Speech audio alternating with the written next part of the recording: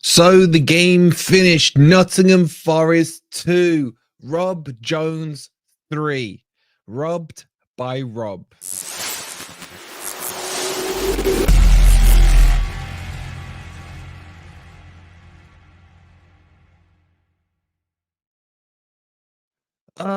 Good evening, everybody. Hope you're well, and welcome to the Corrupt Call-In, where it's your chance to get your say on the game.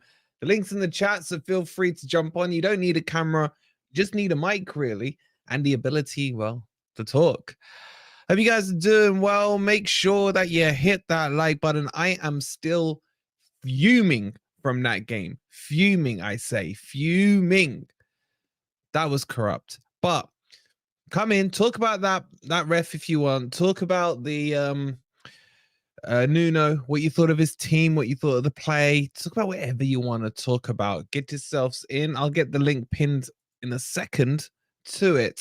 But we've already got our first couple of callers, so let's get them on. But firstly, Brandon, thank you so much for becoming a member. You're absolute legend. And Matt, let's get Matt Red on. Matty, how are you doing, mate?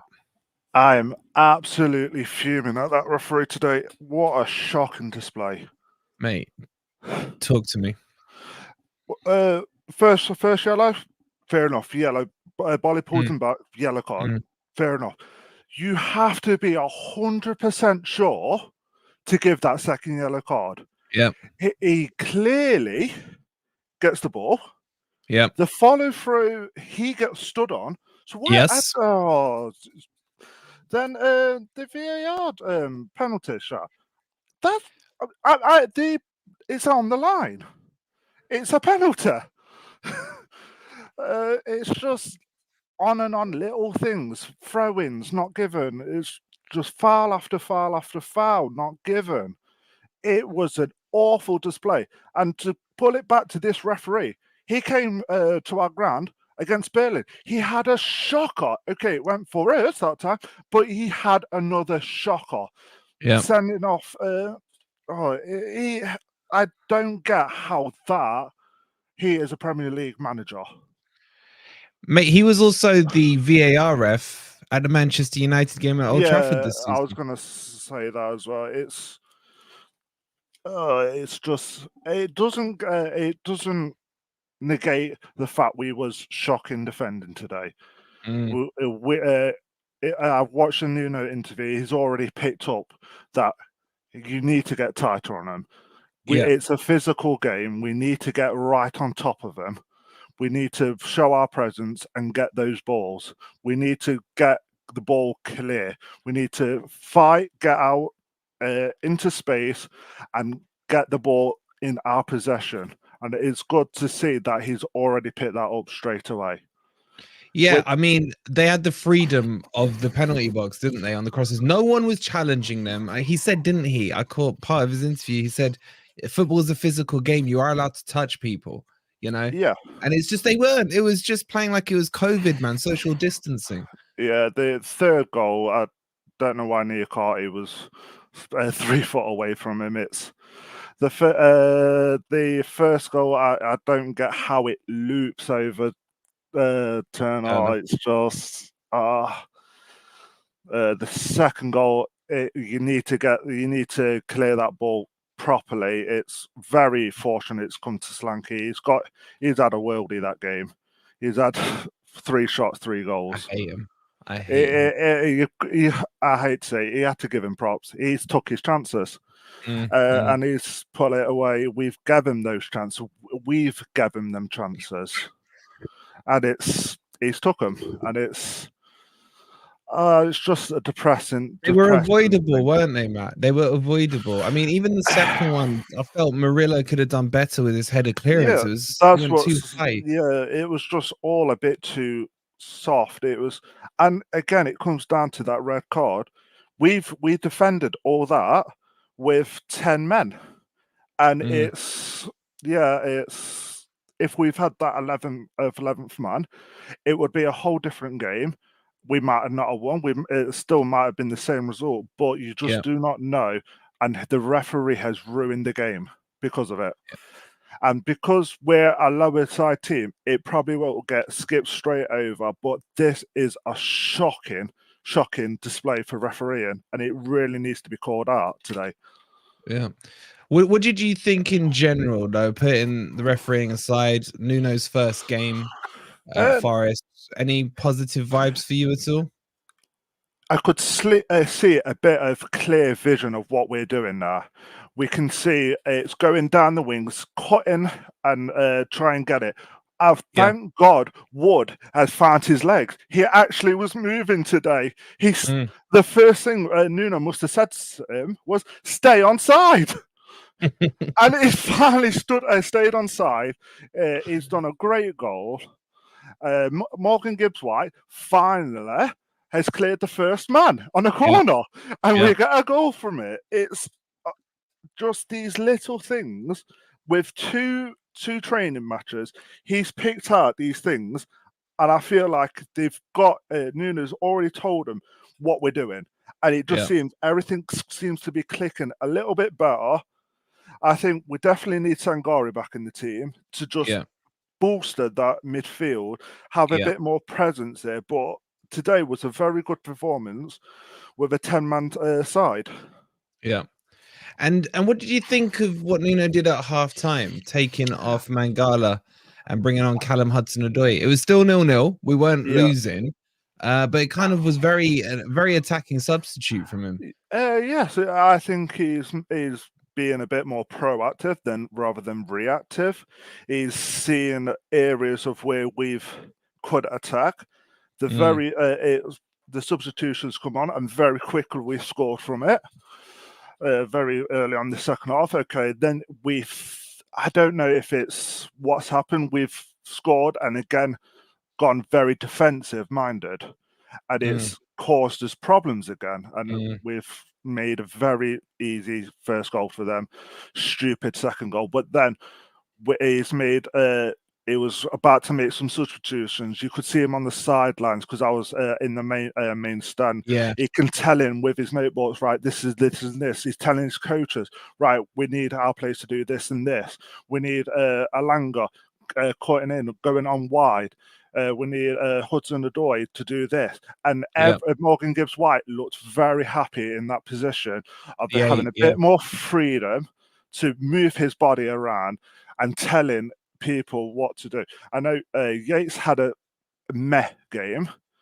Morgan Gibbs-White he was stepped up a bit and telling people, right, we need to go here, here, here. Nico Williams and Toffolo going down wide. Very good. It's again just very stupid, avoidable mistakes. What's cost us today? Yeah.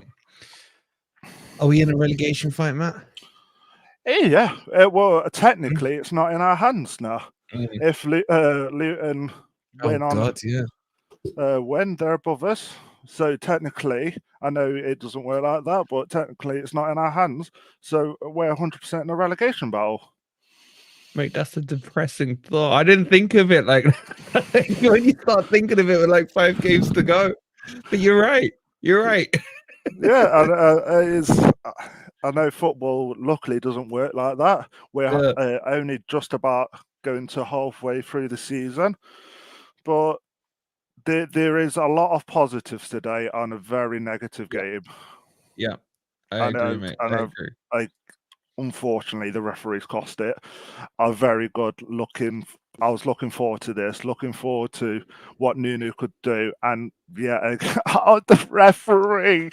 Oh, I feel your frustration. Oh, there was going to be a riot. I saw, luckily, the ref had Where were you sat, did you say? Where were you sat? I was sat right in main stand, right behind Nuno today.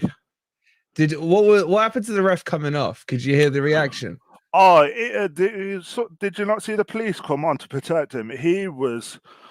Oh, I felt sorry for him, kind of, but he's made a howler, and he's made a howler. Yeah, mate. Listen, mate. You've vented beautifully. The guys there saying in the chat, you're talking straight facts. I think everyone's agreeing with pretty much everything you're saying, bro. We've got a few more backstage. Hopefully, you've been able to vent a little off, Matt, and just get it off your chest a bit, mate. Yeah, all right. Thank you for having me on. And it's been a pleasure have having you a on, very mate. nice Christmas, and you come too. on, you Reds. You too, mate. Yeah, you Reds, mate. And you made me feel a little better as well. Speak to you soon, Matt. You too. Cheers, mate. Bye. I think Matt said everything I'm feeling, to be honest. And I don't know, it's just frustrating. But Chris Wolf, thank you so much for becoming a member as well. There's plenty of room in the backstage if you guys want to come on and just vent. I think we should call this the vent session, really, and just get it off your chest. The link's pinned in the chat. Just click on that link. You don't need a camera. You can come on off camera as long as you got a mic. No software needed. You can even go on your phone, to be honest. But let's get our next caller on. And the same name. It's the Maddie show today. How are you, Maddie? I'm not too bad, actually. I know everyone's very angry at the moment, but I think with how we played and also seeing the reaction and the backlash on Twitter, not just from Forest fans, but I've seen not only Bournemouth fans, Man United fans, Derby fans, Leicester fans saying we've been mugged off. If they're saying it, you know. Yeah, Bournemouth fans as well. Bournemouth fans have been holding their hands up, mate. Exactly. Which makes me feel slightly better about it because, well, it's not going to happen every week. And if we can keep playing in spite of that, keep improving, I'm very excited to the future of what we can have for the rest of the season. I reckon we'll slowly start to climb if we can keep this going. Did you see positive things in the game? I mean, obviously the refereeing decision is the refereeing decision. But what did you like from what you saw today from Nuno? I thought, I don't know what he's done to Chris Wood, but he's done something. I saw a completely different player today. I thought Origi was our best player in the minutes he played. He looked great. I really liked Gibbs White in the Odegaard sort of attacking centre mid position. I thought he looked really at home there because he could defend there, and he's quite a good catching players off guard sort of player. I thought Alanga in his moments was good, especially that finish was fantastic. Yeah, I think the only people I really can complain about is maybe Yates and Murillo. Weirdly, no, there's never usually anything to say badly about. Oh, and Nico. Nico's probably my biggest complaint today, just because of how much he got caught off by, I think it's Tavernier, and Sinistera. Yeah, they switched Danjo, whatever his name was, to that side as well, didn't they? Yeah, and he, attacking wise today, I thought he was solid. He was winning balls high up the pitch, but a bit like Aurier, he kept getting caught out, and I think he is the person at fault for the first goal. Was that the one where it was crossed into Solanke? Yeah, it feels like they all were. But it was that one.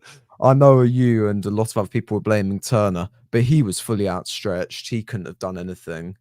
It's a great header by Solanke, but whoever crossed it in, Williams completely lost him, and I think that's why. But I think because he did the initial clearance, didn't he? But he kind of headed it back out. Is that the one? I'm trying to remember him from memory. I haven't watched it back yet. Yeah, I do have complaints about Turner. He didn't have a great game, and his distribution was slow as usual. But he wasn't at fault with the goal, and I think that was the biggest problem today was Turner's distribution, but also our clearances were weak, especially from set pieces. I think that was our biggest problem today. But at the same time, Nuno's had 2 training sessions. Our set piece coach has had a week. And our set pieces already look very much improved. It's set piece defending we need to work on now. And I think if we can keep going at it with Nuno's sort of mindset, and you can figure out who's his best players, and also when Taiwo gets back, I think we could see ourselves become a much better team. But it's only been 1 game, so we can't judge too much. I agree, mate. I agree. I think that's a good positive to have on it. Yeah. Matty, as always, it's great to talk to you. I want to give everyone just a few minutes because there's loads waiting in the background, mate. But you guys are making me feel better, Matty, coming on and just venting off. I'm glad I'm not alone on it, mate. But yeah, have a good Christmas, mate. You too. And Merry we'll speak Christmas. soon, no doubt. Yeah. Cheers, All right, Maddie. cheers, mate. All Bye. right, bye. Good to see Maddie with that beautiful radio voice on. The link's still pinned. We've got 4 or 5 waiting in the backstage. We'll get to Muhammad next. Then we got Rob backstage. We got NC and then Jonathan all coming on. Let's bring Muhammad on. Muhammad, how you doing, my friend? I'm fine. You okay? Yeah, good. Yeah. Talk to me. How you feeling? I just feel like dejected because we're doing so well in the second half to get a goal. So we got a goal to start off with. And then for me, Bolly should have stayed on. The referee got it all wrong. The referee got it all wrong. I feel like that referee, he's very biased when it comes to Forest. Manchester United, Burnley, now Bournemouth. I don't know how he's still a ref in the Prem. He should be banned from league matches. He should be banned. Yeah. And VAR, how can you not intervene with a penalty decision? Most VAR just say you have to it, but instead they say no penalty. So that doesn't make sense to me. No sense to me. That's just absolutely ridiculous. It was. And then everyone forgets there was another penalty call before that. I mean, that in itself looked dubious to me, you know, but with the other decisions, it looks like almost a good decision, you know? Could have had 2 penalties. Yeah. So how are you feeling about Nuno gaming? I know it's still early days, mate, but were you impressed with what you saw today? Yeah, I was. And I think we were unlucky because Nuno's face in the post-match reaction, he looked really shy. He looked like he planned almost worked, but then Dominic Solanke just put in those 3 goals to get a hat trick. And in my opinion, Wood was really good today. Wood really good game. And Elanga, when he scored, I did not expect him to go into the crowd and just say, take me, we scored a goal. But with Forest, as always, and that didn't last long. They scored, then they scored again, and then we scored back from the corner. TV was scored from the corner in like 2 seasons. Unreal, wasn't it? Yeah. Yeah, unreal. Unreal was scored from the corner. And it was a really good corner, wasn't it? Morgan Gibbs White finally beat his first man, yeah. Would you believe it? It's Chris Wood. What a header. Yeah, it was, yeah. And I really hope that I had a dream last night about us facing Newcastle away from home. And we beat them 4-0. 4-0? Yeah, Newcastle.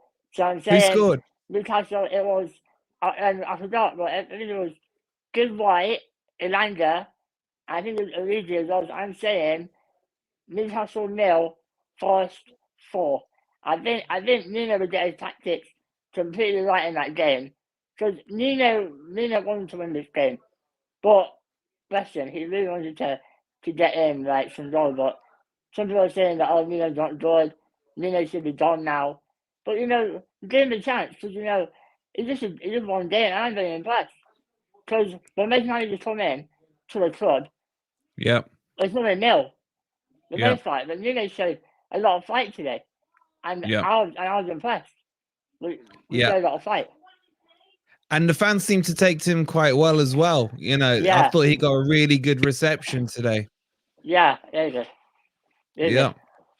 Brilliant. So you're promising us 4-0, Mohammed, for Newcastle. Is that what you're saying? Yeah. You're the man. Are Forest going to stay up this year?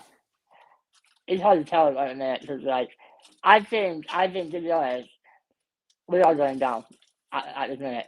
Because we are showing fight, but we're giving away late goals, and that is really worrying at home as well. That's 4 home defeats now. That's home 4 defeats in a row now, which is really worrying. That's true. As well. I didn't forget. I didn't remember that. You're right. 4 in a row. Yeah, 4 in a row now, and that is really bad. It started against Brighton, so Everton. We should be Everton. So it's really, we're literally in the mud. We are in the mud right now. Well, you made me feel really excited by saying 4-0 against Newcastle, and then you're saying we're getting relegated, bro. How you don't mix with the guys' emotions like that?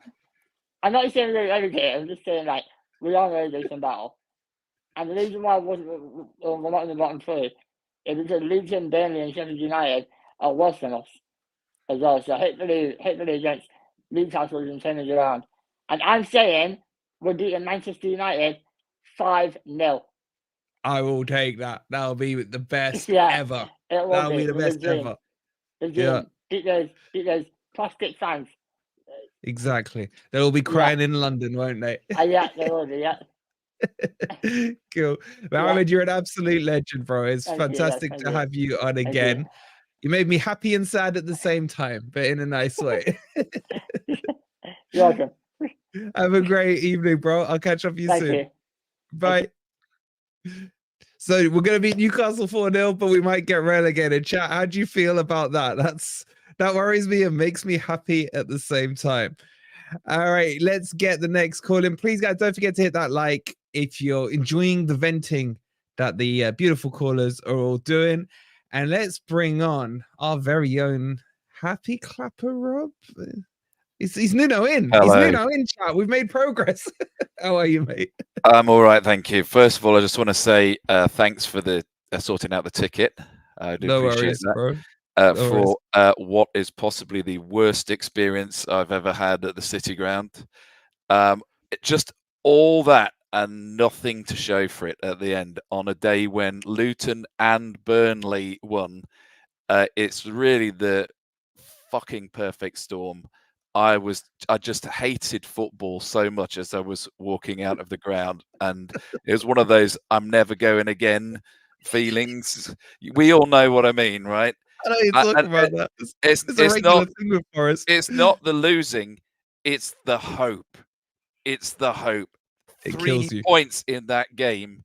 3 points in that game. I had hope, and it was crushed. And football just stamped on my bleeding face again and again and again. And all I can remember is I looked over my shoulder and it said something like 93 minutes and 48. And I can remember them saying there's 5 minutes added on. And I was just right behind Turner's goal. I was like on the second row looking through the goal. And I just thought, come on. It's just like another couple of minutes.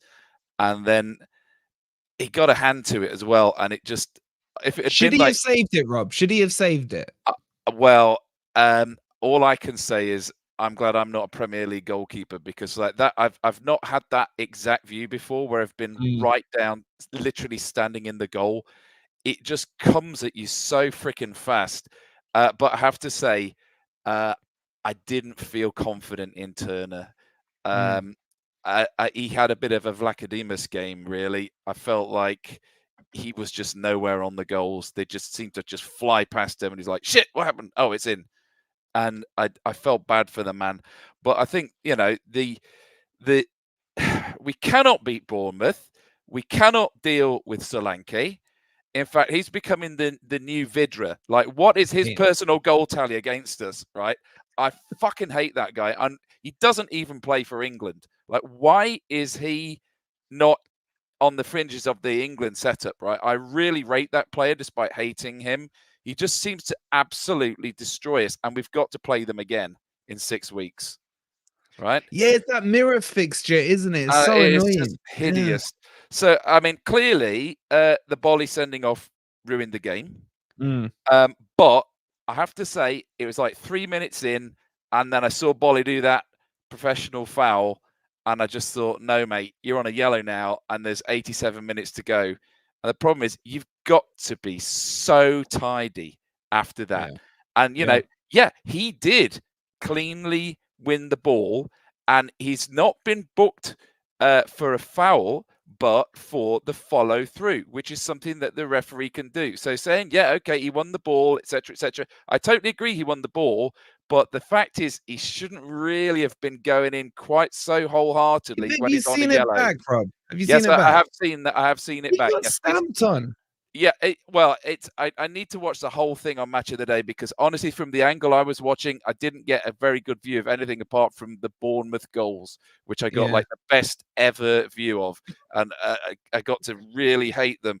And the trouble is, once Bolly went off, it wasn't just the 10 men; we could not deal with their aerial threat after that. Right? Yeah, I'm sorry, but Murillo and Niakate those two are not good enough in the air.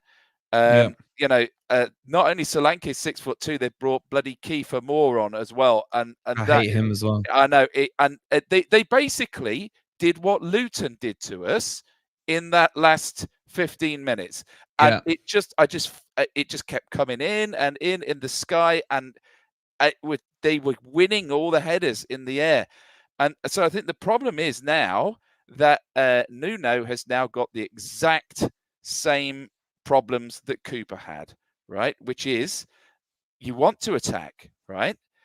Wood, who I'll come on to in a moment, didn't fit Cooper's system. Despite Wood being a Cooper target and a Cooper player, he didn't fit Cooper's system, right? But he perfectly fits that 4-2-3-1. He can lead the line. I'm not saying he's the best striker in the Premier League.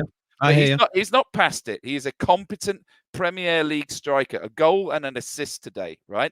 So he can work in that 4-2-3-1 until we get a Wonyi-back or another striker. The problem is that with those crap goalkeepers and with having basically only one defender that's good in the air, you feel like you need to play the back five to protect those crap goalkeepers. You could play for Felipe's good in the air, Rob. I don't know if he was injured today, but you know, if Bolly gets banned, then Felipe's going to have to play, isn't he? But I guess the problem is that Felipe and Bolly are lacking a bit of pace, whereas Murillo and Niakate have got bags of pace, but they're crap in the air, or not crap in the air. But you know what I'm saying, right? I know. My problem is that I don't know what the back four is. I think that the wing back system gets the best out of Toffolo and Williams. And Williams, who I thought had a good game again. So I think, unfortunately, he's got exactly the same problems that Cooper had, and he has to find a way to solve them. And it may be playing one system at home, another away. I don't know. The positives were they were prepared to fight. They were prepared to attack. I mean, we scored 2 goals. The spirit seemed to be there. But, you know, I did say the other day that we had to think about how to get a goal out of Wood, and we had to pick him, and people thought I was mental for that. They still do, mate. They still do. I know. I know. But I can be that and I can be right. But anyway, thank you once again for sorting that ticket out. And I just can't bear the thought that we have to play them again in 6 weeks' time. Yeah. Maybe we could do something to, you know, just snatch victory at their ground or something, because they're due it. They really are. We are due slapping them, they mate. So deserve it. Yeah. You know, I hate where you were sitting, mate. Last time I've only sat there once, and I think it was against Palace, and it's exactly what you said. They got a free kick. This back in the day, and you could see it going in before it went in. That was the problem with that, because you already feel the pain. Yeah, the goal seems so massive as well. Yeah. You know, so and it's so fast. You know, it is so fast. So exactly. I mean, I can't really say without looking at it whether Turner did well to get a hand to it at all, or whether he should have tipped it over, because it was just so fast. But it was just horrible to see it so close up. Yeah, brilliant, mate. Well, we'll catch up, no doubt, mate. Yes, I'm gonna get Jonathan on next, and it's good to see you're still Nuno in, mate. I always was Nuno in. I'm very Nuno in. And I'm also pleased to hear nobody sang for the previous manager. That was important, because I think that would have been a big get behind him. Exactly. All right, Rob, have a good Christmas if I don't speak to you before Monday, mate. Bye-bye. I'll see you soon, bud. Bye. There's Rob. The loony Rob, as you lot are saying in the chat, as you're saying. Guys, get those likes up. If you haven't hit the like already, please do. We got 300 odd of you in here and 66 likes. And we've got the beautiful Jonathan about to come on. Let's get Jonathan on. Jonathan, how are you, buddy? Hello there, Wolverine. How's everybody? Angry still, mate, but you lot are making me feel a bit better. You're making me feel a bit better. Cool. Yeah, no, just watch the matches online. Yeah, I mean, really, I think there's a lot of positives there. I think there was this, just the way they presented themselves, the pace of the match. I think some of the players kind of got caught dawdling a little bit. They were kind of in Cooper mode and sort of realizing, oh no, we're in Nuno mode and what have you. And we've got to actually play and get on. But my gripe was with the red card decision and just with refereeing overall in the Prem. It just absolutely drives me nuts. I've watched a few matches recently. There was the Villa match yesterday where they'll spend 5 minutes on a VAR decision, and there's no appeal system like in the Prem, and it just drives me nuts because you look at other sports and there is like accountability and what have you, and I just think the refs have like virtually no accountability. It's like we make our decision, that's how you like that, take it or leave it, and it basically ruined the game today for us.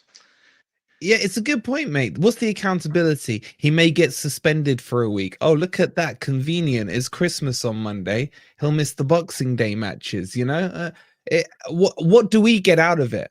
We're the victims in this. Do you know what I mean? Absolutely. And it goes back to the Liverpool match. The sort of the apex of this was kind of like the Diaz goal, where they're sort of like, you know, it was just so scandalously bad.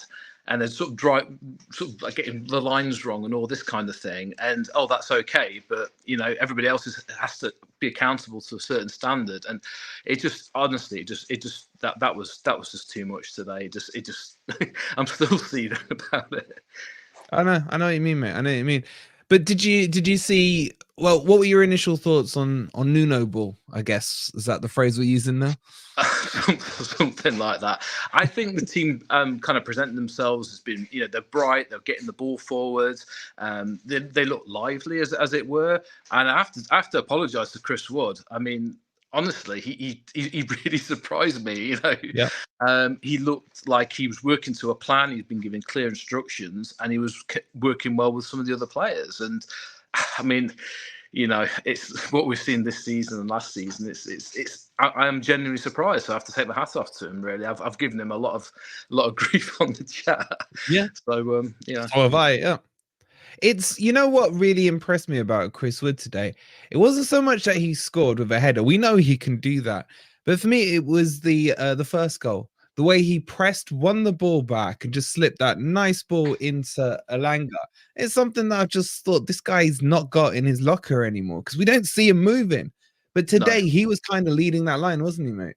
No, he was using his initiative. Obviously, he's a very experienced player at Prem level and just as a pro and what have you. But I mean, it's like under Cooper, he seemed to be always permanently 2 or 3 seconds behind the play, and he was running around in circles and just looking lost.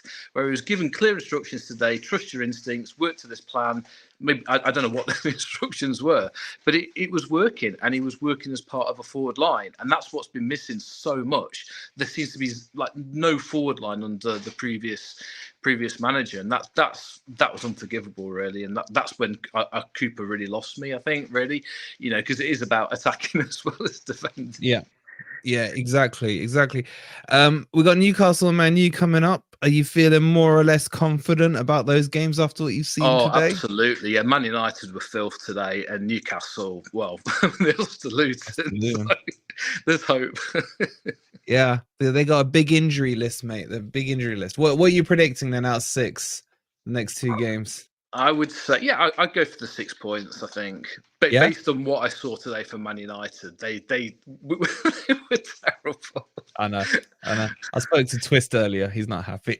He's not happy. Give him grief. I've been giving him grief. He's giving me a bit back, though. Mate, Jonathan, it's fantastic to speak to you, mate. It's good to put a face to the name, mate. Thank you so much for jumping on. We've still got loads waiting in the back chat. I want to get everyone to have their say, mate. And don't be a stranger. I think you made some cracking points. All right, cool. All right, good night, everyone. Good Bye. to speak to you, mate. Have a great Christmas. You too. Cheers. Bye-bye. Bye. Great call there. Good to see Jonathan on there. We got Lolly next. Then we got Joel. I see you, Joel. Look at you in your beautiful studio setup. We'll get to you next. And we got NC, and then Brandon's there, but he's having problems connecting. And we've got room for probably a couple more after that. So if you want to get in, key yourself up now. The link is pinned in the chat. You don't need a camera, just as long as you've got a mic. and let's get one of my recent history favorite players. Joseph, how are you, mate? Hello, mate. How you feeling? Wait, is my mic? Wait, hang on. Wait, is my mic working? Yeah, I can hear. Ah, okay, cool. Yeah, it was a lot to take in today, wasn't it? Yeah. Felt like a long match, didn't it?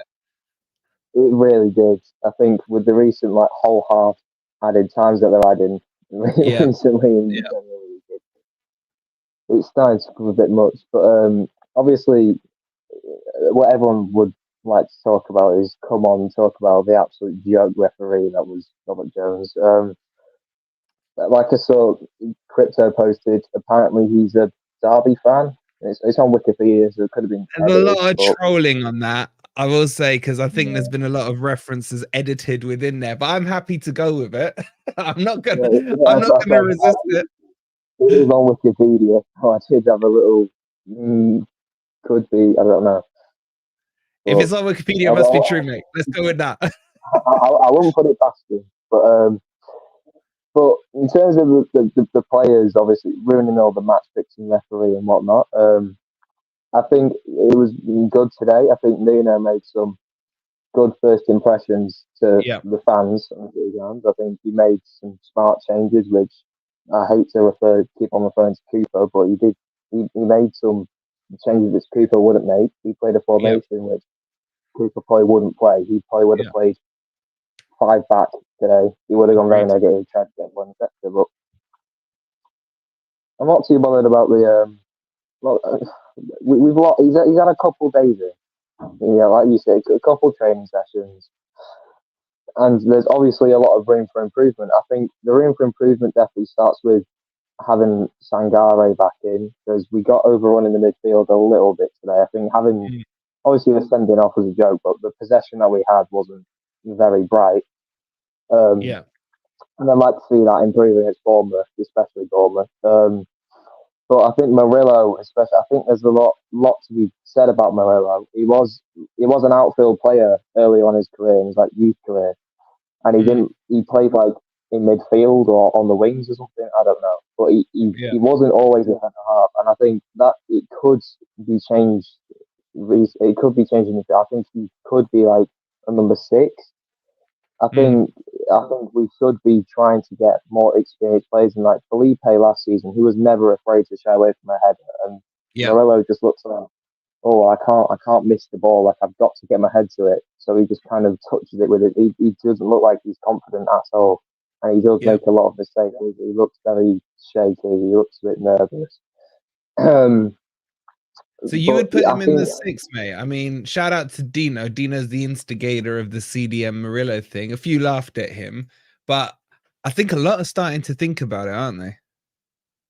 Well, I think his key attribute, which a lot of people like, is the fact that he can swing balls up front and he can really get it over the top into really good positions. Like in the past, when we tried to do that, it'll go straight to them or out of touch or something like that. But he does play some really, really good passes up the pitch, which is really good when we have fast players. Obviously, it's a bit difficult with Elanga because he couldn't read a line to save his life. But it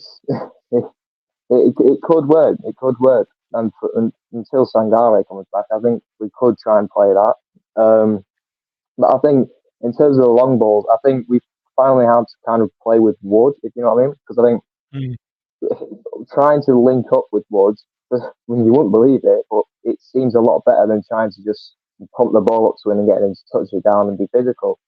Because whenever we used to do it, I was at the Everton game, and we got at that Everton game was horrible. All we did was just smash it up the pitch, and Wood didn't really look like he wanted the header. He just never pushed for it. He always just stood there and let it go over his head. But I think if we work the ball up to Wood, he can sort of hold it off and then lay it off, and that's what he did with Elanga today. It was good football. I mean, obviously the Elanga finish, that's just what we're starting to kind of expect from him. He's from our saviour, Lord and Saviour, Anthony Elanga. And that is reminiscent of Nuno Ball, where he likes to use the striker as the link man to get the wider players in. Exactly what we saw in that first goal. Striker needs to win it high up, feed in a winger, and then the winger needs to either shoot or pull it back across to the striker. Because the other thing I'll give Chris Wood credit for is once he'd made that pass, he didn't just admire it. He busted the gut to get in the box. Okay, he was the last man in the box out of the ones chasing back, but he was still trying to get in there. And again, it's just good positive signs for me. There's still a lot of work, Will. We're still a million miles off where Nuno will want us to be. But there are good signs, aren't there? Yeah, there are definitely good signs. I think I saw with Chris Wood, he always seems to pop up with a goal or an assist. Like, you can get involved when really badly needing to. And he did it again today. He scored 2 against Luton. He saves against Man City last season. Saves us against Sheffield United this season. So he's got ice in his veins, to be honest. He really is starting to become like. I think it's the issue is we bring him on in most games, or we have him have like a good game, and then we'll think, oh, you know, we can keep playing him. But then we kind of someone tries to press us or something like that, and we'll just keep smashing it up, and then we'll think, oh, well, Wood was absolutely dross today. He didn't do anything, didn't have a single shot, can't dribble, he's too slow, etc., etc. And everyone starts to hate him again. Yeah, I think that's a good shout. You're kind of saying him use him against the right opposition rather than against everyone. Yeah, because different teams will come with different press. I think against Newcastle, we're going to need physicality, aren't we? Because I'm not sure. Obviously, they've got a lot of injuries, but they've got very strong centre halves. Again, I'm not sure who's going to play. I'm pretty sure I had some kid play today against Luton called like Miley or something. He was absolutely awful. Yeah. He just got that straight ran through, which is a positive. I think we could maybe come out with. I mean, I said today we'd get a point. We were pushing for a point. I said it had 1 or 2 all over it, and we just about got kept out at the end. Which I think, honestly, mate, we just need Bacademos back in. I think Turner takes way too long on the ball. I agree. He's way too clumsy. Way too clumsy. He literally fumbles every chance he gets in the Forest shirt. I mean, like he's a good shot stopper, but if a Premier League side are signing him, you'd expect them to always be a good shot stopper. Like with goalkeepers, it's starting to be more of a case of is the distribution good? Like how much of a commanded area do they have? And he just doesn't have it for me. I know Black doesn't look like he makes that many saves, but he really does have a bit more of like that kind of safe feeling whenever he's in between the sticks and not Turner. And I think also having a different right back as well, that would help us. I know Aina hasn't been great recently, but if we could have someone that can just play at right back. I know Sergio picks up a knock or something, so we can't play, but we really do need someone who can fully defend, because I think Toffolo's a brilliant left back. He's what we need right now. But we could do with it. I think maybe signing a right back in January, that could be pretty beneficial to us. Or maybe give Montiel a run, see what he's got in the tank. Oh yeah, could I'm be. convinced. You don't sound convinced. I mean, yeah, because I'm just thinking of that Burnley game. Remember, he got a booking and he didn't want to take. He was good at the Man City game, though. I thought he was really good in that second half, but we haven't really seen him since. No, for the reputation he's got in the Europa League and the World Cup and whatever else, it's I don't know, but I suppose we could involve him. Just make sure he doesn't get a yellow because he literally will not put a tackle in for the rest of the game if he does. Absolutely. Listen, mate, I've got to get the rest of the guys on. As always, you've come on and made some cracking points, bro. And, you know, calling us all the way from Australia, we appreciate it. I heard you scored a 30-yard screamer today. Yeah. I'm getting on a bit. Thinking of going to maybe to Saudi if they want me. Get a bit of money in. Fantastic. It's always good to speak to you, Will. We'll speak again soon, mate. Have a good Christmas. Yeah, you too, mate. See ya. Cheers, Will. All the best, mate. Bye. Right, we've still got loads waiting in the background. Joel, who's patiently been waiting. You're up next, matey. Then we got in C, Brandon, Stoney, and some guy called Lemmy back there. So let's get Joel on. Look at this setup. Fantastic. Hello. Thank you for patiently waiting, matey. How are you? Not a problem. Yeah, living the dream, mate. I think we all are, aren't we? Yeah. Been much better with at least a point in the back pocket today, but as per... I think a point would have been fair, don't you think? At the very least, we Yeah. would have deserved it with all that corruption. Yeah, absolutely. It's a real shame that we can all sit here and we can talk about referees' decisions till we go red in the face, because this seems to happen in a game of football now. There's always overlying decisions from referees that are just ruining the game. But when they're just as awful as what they are, we don't know what to make of it anymore. It's not football, is it? You can't celebrate. You're waiting for this, that, and the other to happen. But big positive today was we actually managed to create a lot of chances for a change. Yeah. I think there's a lot of people who are probably realizing that it's not really the manager that's probably cost us over the past couple of weeks. It's actually the players themselves. They're the ones who are putting the performances. His job's only to put 11 people on the pitch. If people aren't stepping up and doing what they need to do, that's on them. That's not on the manager.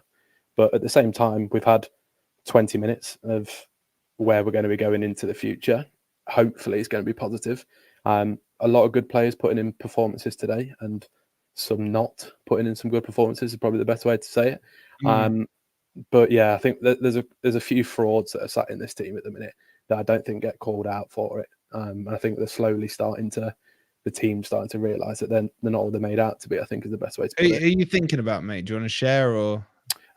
Biggest fraud, I think, at the minute, Niakate is a bit of a fraud. I think he's got the long throw, brilliant. Yeah, if it works, happy days. But there's a reason he's not getting into this team. There's a reason there's a 34-year-old centre-half playing in front of him. I think keepers, both of them, frauds. I think there's a reason Matt Turner's been sat behind however many goalkeepers at Arsenal for however long. Is he outstretched for it? Yes. Is a good keeper one step behind back towards his line? Yes. Yeah. Does he, we can sit here again week in, week out. The man never comes out to pick a ball out of the air. There was a problem with Samba years and years ago until he started to realise he could come and pick a ball up. And then look what happened. Look at the keeper he's turned into. I think the midfield, a lot of them through there, frauds. I don't think they like it. There's a lot of controversial stuff that can be said. Big positive, Gibbs White, cracking game, I thought. Brilliant. Yeah, very, very good. You can see that there's a lot of effort and he's taking a bit of accountability. Everyone looks at him and saying, here's the money, that's where it's all gone, this, that, and the other. But at the same time, he does have to step up and take this team forward. He's a young lad and he's clearly got a progression path that he wants to go up and beyond Forest. This is where you lay your groundwork, isn't it? Yeah. This is what we have to do. But I think we're looking at the next sort of 4 or 5 fixtures.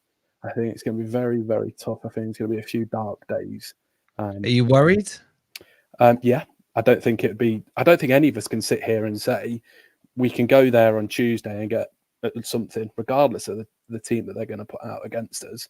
I was there the first game of last season. I've watched us do a 35-yard run into the box corner. I've never seen that in my life. Remember that? That died of death, didn't it? But you sit there and you think, well, realistically, going away to Newcastle, you can't be confident we're going to get something from that. We're on par, probably the second worst team in this league at the minute. And then United, who beat us 4 times last season, have already beat us once this season. Again, you can't comfortably say that we're going to get something out of it. And then the list goes on and on and on. Brentford, Arsenal coming up after that. That's why I think it's very naive to sit here and say we're going to get points. Joel, you're depressing me. But no. But there is stuff to come from it.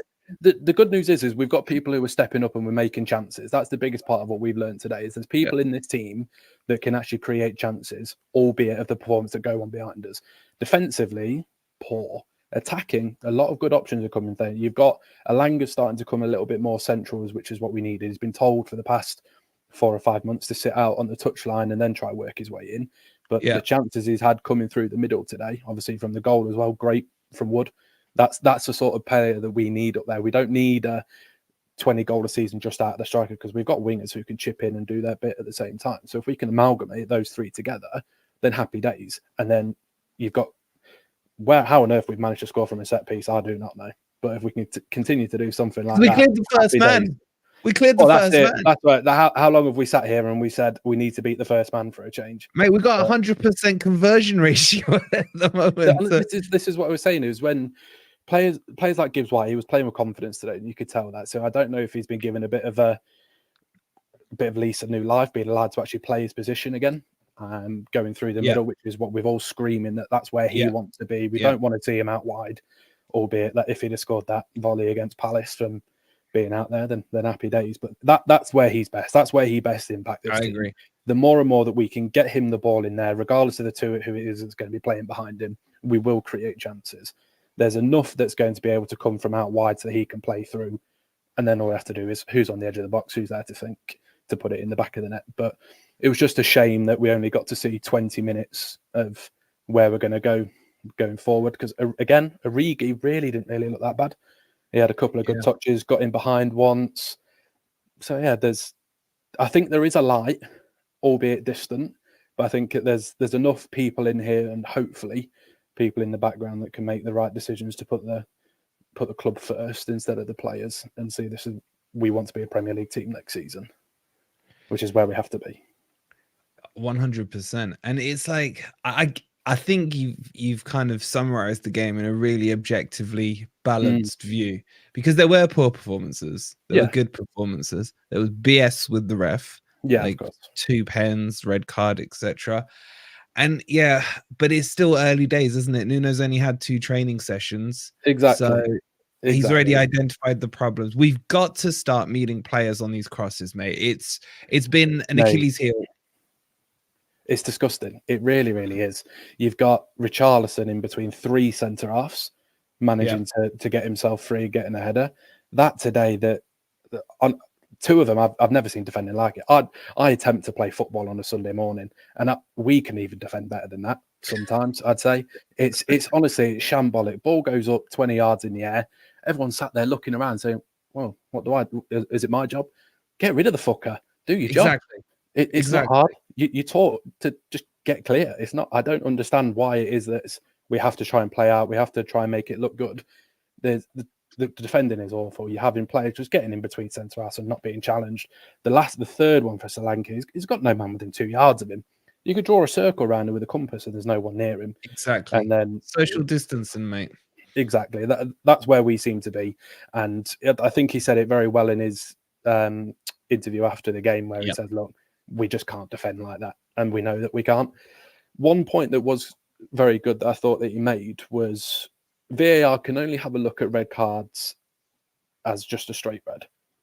Yeah. But why not as 2 yellows? Because that's also going to impact the game. You're telling me that no one can have a word in his ear and say, you might have got that one wrong, we think. It's not hard, is it? It's pathetic, isn't it? They are, from what I hear, they are changing the rules next year. That really helps us right now to allow them to check that. They can check a yellow card to see if it needs to be upgraded to a red. That's why I thought for a second they could do that. So if they can do it that way around, why can't they do it in reverse? It's just pathetic red tape, isn't it? Well, you had 2 or 3 minutes of everyone sat there thinking, well, what's going on? Is it a red card? No one knew it was even a second yellow card. Everyone thought it was just a straight red. But if they can do that, why on earth can they not think, you know what, we need to help him out here? Because ultimately it's us that's going to get it in the neck. But then at the same time, like we say, week in, week out, all a referee has to do is say, oh, sorry, I won't do it again. I won't referee next week. And then I'll go and get Liverpool against Man United or whatever the week after. And, and it's all forgotten about in happy days. But that doesn't help my team. That doesn't help my manager. That doesn't help the players that go out on that pitch that you keep on making mistakes. But what do we know? And it doesn't help our mood either, mate, when we look at that. It doesn't. No, it doesn't. But at the same time, we've got people who can hopefully step up and take us forward. At least. Exactly. Well, it'll be quickly forgotten because we've got Newcastle in a couple of days, mate.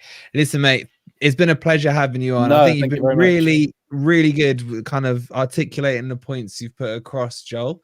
Thank you for your patience. There's loads waiting. Not a problem. I appreciate you taking the time to jump on, mate. And have a great Christmas, mate. All the best, guys. Have a wicked Christmas, my friend. See you soon. You too, mate. All the best. Cheers, mate. Bye, mate. What a great call it was. It's nice to see when someone goes through like this was wrong, this was right, this was the other. It's good to hear that kind of objectivity. How are you lot in the chat tonight? Are you all drowning your sorrows? Let us know. Okay, so we've got some potty mouth next. Then we got another potty mouth and Lemmy. Let me just chuck Lemmy on with me. Joe, you there? Yeah, I'm in, mate. Yeah? Let me chuck you on with me for a minute while I bring the callers on, mate. Yeah, no worries. Let's bring Stoney on. Hi, Potty Mouth. Hi. What's up? I'm really tired at the moment. Today knackered me because I was down at the ground today. I got a ticket. I know you've been telling me all week. Yeah, I was so buzzing. I was really excited about it. And it was Wait, a did good you game get to in watch. your under 20 section? Did you get? No, I had to end up going for one in Brian Clough Upper. The view was good, to be fair, and the people Yeah. around me weren't that bad. So Yeah. I'll take it. So go on, mate. What's on your mind? The performance was not bad. I would say if that's what's to come, with 10 men, that was a good performance. And with 11 men, I think that is something we can build off and something that we can develop and get forward and make into consistency and make into results in the future. Because we were severely unlucky to not get anything out of that game. Severely. Yeah. Do you kind of see what Nuno was trying to achieve in the game, especially from where you were sat? Could you see a bit more in the patterns of play and the style that he was after? Yeah. It felt a lot more like it didn't feel as defensive as Cooper. It felt more counter-attacking, but it also felt like that whole thing about wasteful possession. It was less of. I wouldn't say it was like completely gone, but I would say there's definitely less of it. I was actually meant to get a haircut today. Yeah, go straight on the trolling. Yeah. God damn it. One thing I will say though is I think today the players also played well. I think today a lot of the players on the pitch knew that this was their chance to get their name out there into the new squad. Yeah. And I do feel bad for Bolly, but I don't really want to talk about that because we could talk about that forever. But I would also feel bad for Origi because I think that he was looking good. He was down that right hand side in that first half just before we got subbed, and I think if we would have kept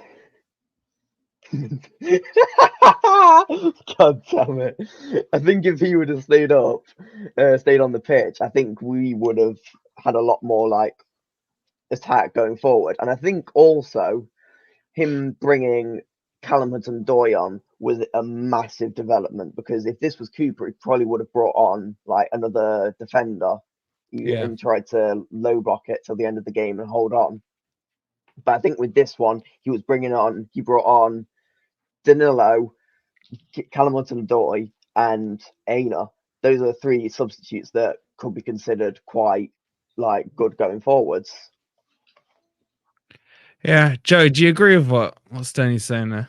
Yeah, completely agree. I think last season's Bournemouth game at home, I thought nothing was going to get more painful than that, going 2 goals up and then losing 3-2. But today's taken the cake for me. I've only just turned my camera on because I've just had to wipe a few tears away and then take my dressing gown off and my hat off. Carry on. But yeah, today's game, I felt we looked good for 25 minutes, and I saw that team sheet, and I thought that's bold. That was nothing like I think what anyone was expecting. After seeing what kind of Nuno was playing, they were all kind of expecting the Wolves kind of setup from Nuno's tenure there, playing either 3 or 5 at the back and trying to play really defensive. But picking 4 at the back and then actually committing to playing Morgan Gibbs-White down the middle, who would have thought that playing one of your best players in his best position is going to be able to get the best out of him? Today he was brilliant today. But for 25 minutes we looked good, but it looked a bit ropey in the midfield, and I expected it to by playing Mangala and Yates in the midfield as a 2. I thought that was very brave, and I thought that we were going to get overrun, and we did, and that's where the first yellow card came out for Bolly. But that second one, you can probably ask my fiance because she then left the house as soon as that second yellow card came out. I was fuming I'm still really angry about it now. The fact that can't be overturned by VAR is an absolute joke. A joke. Yeah. If that happens, if Bournemouth are in a better position and he makes that tackle inside the penalty box, it can get overturned because it would have gone to a penalty. So then VAR would have been able to interfere in that and say, oh, it's actually not a penalty. He won the ball. So the fact that we've won it further up the pitch, which means you can't interfere in the game, absolute joke. I just can't wrap my head around it. That referee's had an absolute shocker. Yeah. Stoney, what are you thinking for Newcastle, mate? I mean, I don't want to speak too soon, but I have hope, because if what we saw today was like what we could do with 10 men, when we've got 11 to like have that extra man in the midfield, or that extra man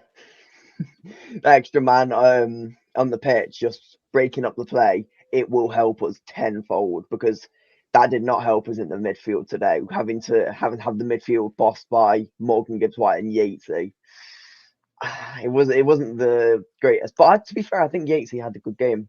But yeah, Newcastle, it's possible. I think we could get a result there. Win? Yeah, why not? A result. He's sticking with the result. Yeah, no. We can win. If Luton can win there, we can win. It's fine. We'll win. Fantastic. All right, matey. I'm gonna get NC on. Joe, you gonna hang around with me? Yeah. I'm still drowning my sorrows. Good to see you, Stoney. Have a great Christmas, mate. Yeah. I will do. You too. Enjoy. Not too full. Sorry. I hope the swear jar's not too full. No comment. Have a great Christmas, mate. Enjoy your presents. See you soon, mate. See you, mate. Bye. Yeah, Joe, I'm going to bring NC on with us, who's been patiently waiting. NC, are you there? I think you've had a few device issues back and forth there. Yep, I'm here. How are you doing? Good, mate. How about you? Yeah, good. I'm feeling better now I've spoken to you guys. I'm not going to lie, but what's on your mind, NC? I think distribution, defending, building from the back. We just got to build from the back, and we got to back our manager like we backed him, Steve Cooper, last year. Yeah. Did you see good signs today in Nuno and the way he was setting up? Yeah, he wants 3 points. The team's showing a lot of fight, Nuno, wants to get that goal to get us 3 points. Sadly, we didn't, but his style is what fits us, I think.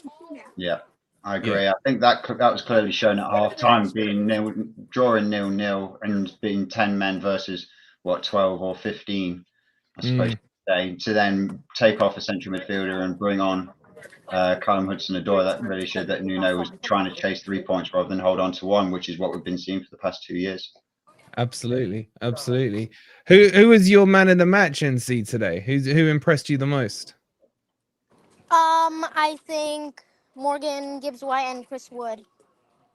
Good choices. Surprising choices, I think, before the game people would have said, but I gotta agree, they were right up there for me. I don't think anyone would have picked those guys in any of the games before today. No, someone would put them on the team sheet. Absolutely. NC, loads in the chat are asking, are you out in America? They want to know where you're from. Right now I'm in San Diego. San Diego. And how have you ended up a Forest fan? I don't know, just the story, the miracle, you know what I mean? Fantastic. And you're a Red for life now. Welcome to the family. Thank you. Painful, but it's worth it. Yeah. You will go through a lot of pain. We can promise you. But those moments of joy are worth it.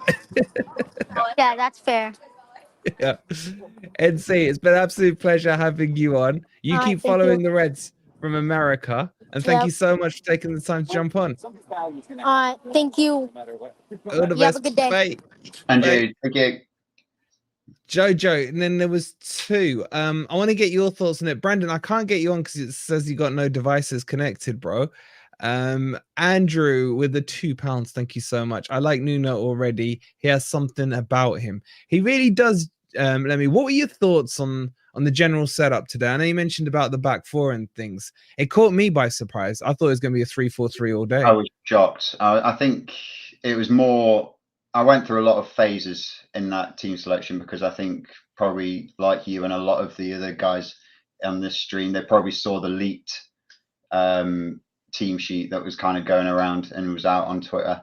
And I looked at that and I thought, oh no, he really is just trying to get in he's just trying to pick whoever he wants to get a flavour of how they play so he knows exactly who he's got to bin off in January. I was really worried about that. And then I kind of looked through it. I was looking for certain names. I was like, right, none of them are on there. Brilliant. Okay. Then I was because it's always difficult looking at the team sheet as well because it's in number order. So you've got to try and piece how it's going to be actually on the pitch, and I was like, he's only picked 4 defenders here. Okay, so he's actually playing a 4-back, and then I was like, he's playing Wood and Origi at the same time. We're actually playing with 2 strikers. And I was going through a bit of panic stations, thinking, how the hell are we setting up here? And then I was like, 2 central midfielders. I thought, oh no, we're going to get overrun. But I thought it was brave. It was more of, we were saying in like our WhatsApp group before the game, it was similar to how he was playing in Saudi. That was a formation that he was kind of trying to stylize when he was playing over there. Yeah. So I thought it was going to be more of like a 4-2-2. It ended up being more like you put out on the post saying it was 4-2-3-1 with Morgan Gibbs White down the middle. So I think that is kind of what we all wanted to see at the beginning of the season, especially with the signings that we brought in. He is just looking at it, seeing what he's got available. So this is now a good chance to just keep trying to play that and see exactly what we've got to bring in. Yeah, Crypto saying don't diss Lemmy. Don't diss Lemmy. Don't diss Wood Lemmy.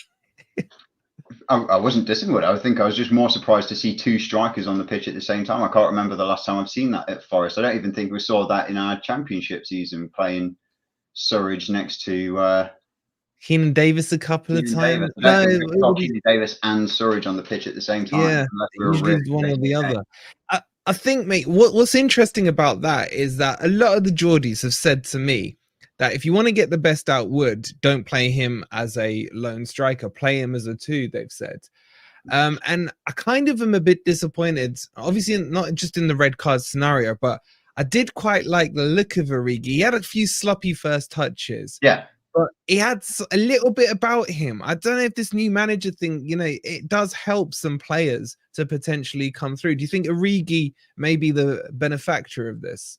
I think so, yeah. I think it also did help that they were kind of saying it in the comms for the game that their left back for Bournemouth is not usually used to playing at left back. So I think that might have played into Origi's favour of depths. Definitely for the chance that where he kind of broke past him. Start there, didn't they? Yeah. Yeah. So when he kind of broke past, he kind of lost his footing, but he was still able to then shrug him off the ball and then win a corner from it. I don't know if he'd be doing that against someone who's really adept at playing a left back, but regardless, I think playing him out there, he really showed his soul, I felt, out there, and he was really trying to prove his worth. Obviously, being one of our selection of players who's out on loan, he was really trying to show, I want to stay here, and this is what I can offer the team. And for the 25 minutes that he was able to play, I thought he definitely had something to kind of show for it. He was offering similarities to Chris Wood of someone who was able to kind of bring the ball down. But then he did show the examples of pace to be able to break past someone and he was looking up to then see and try and get the ball in. So I think there's something there. And especially seeing Alanga on the other side get on the score sheet off of Chris Wood winning the ball and feeding it wide, you'd like to think that Origi would be able to do that from the counter side. Yeah, what do you think to this question from Tricky Mickey? Apart from Bolly, will Nuno play the same team versus Newcastle? What do you think, chat, on this one? I wouldn't see. I wouldn't. I'd probably struggle to see reasons why he'd want to change it. Let's just have a look at a few more players, maybe. That's the only thing that I could think of. But then I feel at that point, especially after seeing how Newcastle play today, if you kind of change it up just to try and get a gauge of how players are playing, you're not going after the game. Then you're looking at an ulterior motive, which is trying to see who your players are that you want to keep and who you want to try and get off in January, because we know Nuno's used to playing with a smaller squad, significantly smaller squad than we've got now. 18 man, You could imagine that he's going to want to try and get a couple of players that he's going to want to try and ship off in January so he can then manage a more tighter knit unit. So he might make a couple of changes. He's definitely going to have to make at least one because of Bolly, but I think he might just make a few just as a rotation, especially because you've got a busy period now of playing kind of 3 games in a week. That's a cracking point as well. I wonder, Lemmy, do you think there's a chance that he's kind of said to, the guys he reports to, Marinakis, etc., that he's going to take these 3 games as experimental games? Because I reckon, do you think we'll see a different formation against Newcastle? It's a different outfit to Bournemouth. It's away from home. St. James's can have a good atmosphere. Yeah, they're in a bad run. But do you see the formation changing at all? maybe into a 3-4-3 or a 3-5-2, which is his other two It formations. could do, and that would then, I feel, if he did that, it would be setting precedent for how you want to play at home versus how you want to play away. But I'd rather he sets his stall out and say, this is how I want my team to play football for the rest of the season, and picks a formation that he wants to play to and pretty much sticks to it. Maybe make a couple of adjustments if you've not got someone who's fit to be able, if you've got to take Morgan Gibbs-White out, don't shoehorn someone in to play at a cam, but try and play something more of like a 4-4-2 or a 4-2-2. I don't want to see so much chopping and changing and having to almost tailor our formation to who we're playing against. I want us to kind of establish how we want to play, and that's the be all and end all. That's how we're going to play every single game, and teams are going to have to adjust to us. Yeah, let me just quickly speak to Brandon backstage. Brandon, it's not letting me bring you on, bro. It's literally saying device is not connected. I don't know. Have you got Ez's laptop with you or something? But we'll get you on next time, Brandon. I promise. Rather than getting you frustrated trying to get on there. Yeah, I'm like angrily optimistic. Is the words I'd use. I'm still fuming at Rob Jones. I've absolutely gone in on him on Twitter. It is. I've never seen anything like that. Like, yes, you see absolute howlers and decisions being made, and you have to kind of take the rough with the smooth when you have that happen, because it will happen against you, and sometimes it will happen for you. But to have that decision go against you, and then I think it was probably 5 or 10 minutes later, you have that handball in the box, which VAR just says, oh, we can't tell if it hit his hand inside or outside the box, therefore we can't give anything. It was just like, you're really piling it on now. You are making an absolute... You know, on that handball, Joe, why did they only look at it from that one camera angle?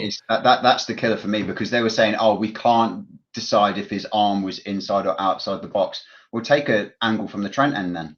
Exactly. That will show you exactly where it's hit his arm.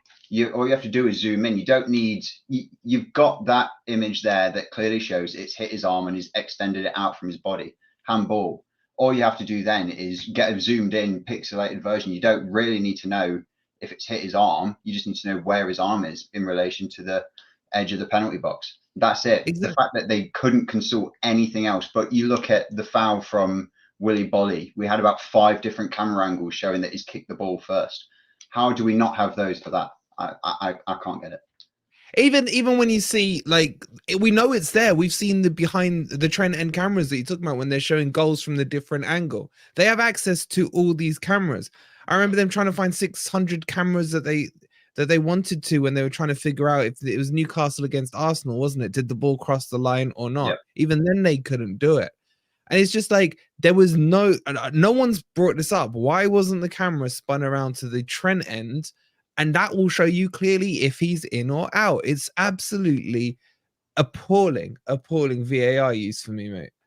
No, so there has to be a lot of changes. The fact that you can make a tackle and get a second yellow to a red, but have no way of disputing that, and then that penalty shout, it just felt like today's against us. But the way that the guys played, the way that Nuno set the team up and made those changes, none of his changes ever seemed to be, right, I'm trying to save face here. I'm trying to limit how many goals we're going to concede and try and kind of reduce the amount of goals we're going to let in, which we've seen over the past year and a half. As soon as we go down to 10 men, right, I'm bringing both of my strikers off and I'm playing 5 at the back, 3 in midfield, maybe 1 up front. That math doesn't work. Oh, no, it does if one's been sent off. 5 at the back, 3 midfield, 1 up front. That's how you're then going to set up, and you're just trying to shut up shop and try and get a 0-0 draw after 25 minutes have only been played. The fact that we almost stuck to our guns, and you could see exactly what formation he was trying to say. He was like, oh, no, I want to play like a 4-1-4. He was saying 4-4-1. He didn't want to adjust from the way that he'd been setting his team up for the past 4 days. And to say it's only been 4 days that he's been able to get these guys rally together and get them to play attacking football is... It's mind-boggling. So you'd like to think, although he's only got, not even that now, you've got really no training time, because it's Christmas Eve tomorrow, Christmas Day, and then you're playing. I doubt that. Tomorrow will be recovery. Christmas Day, I'd imagine they'd want to spend with their families. They're not going to be doing any kind of training. Yeah, I think they'll have to do maybe a half day there or something like that. I can't remember what the breakdown is. I just want to quickly address this question here from I4 Davies, who says, well, we should have had a free kick if it's not a penalty. So the rule on this, It's the right? rules. Yeah, the rules is that even if they deemed it to be handball and said it could be outside the area, they can't give it, which is just baffling. I'll take you guys back to last season. I think it was against Brentford in the home leg. Do you remember when Yates got fouled on the edge of the box, but everyone thought it was a penalty? So they checked it for a penalty. They said it's a foul, but outside the area, and we still didn't get a free kick. No. So that's the rules on it. It's a complete and utter mess. And shout out to Lee Lovely on Twitter. Should have sat Cooper months ago. Today proved that. And I think that's an interesting point, because had Nuno had more time with these players, maybe he could have been already, fully down his road and understanding and getting the identity into the team and everything. So it's, time will tell on that one. Time will absolutely tell, but I think that's a good point. I agree with that point. I think the only thing I'd probably say about that is, yes, I think most of us on this channel would say we should have pulled the trigger a little bit earlier, but I don't want to kind of look at it as if we're in a deadlock relegation battle like we were last season all the way through. I don't want to say that we're in a relegation battle yet. It's way too. We're not even halfway through the season yet. You can't really establish who your runners and riders are until probably about 10 games left of the season. Then you know exactly what fixtures every team's got left. You can then start plotting out this. I think this is how the teams are going to get their points. So this is the games that we've got to win. It's still too early to kind of start saying we're in a doom and gloom relegation battle, because all it takes is a run like Everton or a run like Bournemouth are currently on, to immediately pull yourself out of it, and you're up in like 14th, 15th place. And then you're not worrying about relegation, but then you could go on a run that we are now of 1 win in 14 games, and that takes you right to the end of the season, and then you really are in a relegation battle if you go on that from now on. So it's still too early to say we're in a relegation battle, but we are in the dangerous spots. But we're halfway through the season. We've just had a new coach come in, and we've already seen a significant improvement after playing 65 minutes with 10 men. Exactly. And I think Cal makes a great point. Most of the supporters wouldn't agree to sack Cooper 2 months before. I think Marinakis probably felt like his hands were tied. Time will tell on this one. Some people say he should have gone earlier, some later. For me, he should have gone earlier.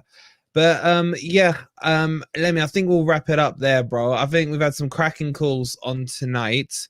I need to get some food. It's been a long day. I hope you've enjoyed the call. And don't forget, you can check it out on the podcast as well. Forest Fan TV on all the platforms. If you want to listen to the content, it's on there as well. Thank you to everyone who called in. Thank you we've had a couple of thousands in total watching already. Do appreciate that. Make sure you like and subscribe. We'll be back tomorrow. 5 things we learned about this game. And grumpy old Reds tomorrow night. And is fuming over that decision. Can't wait to hear what he's got to say. See you all tomorrow. Have a great evening. Come on, you Reds.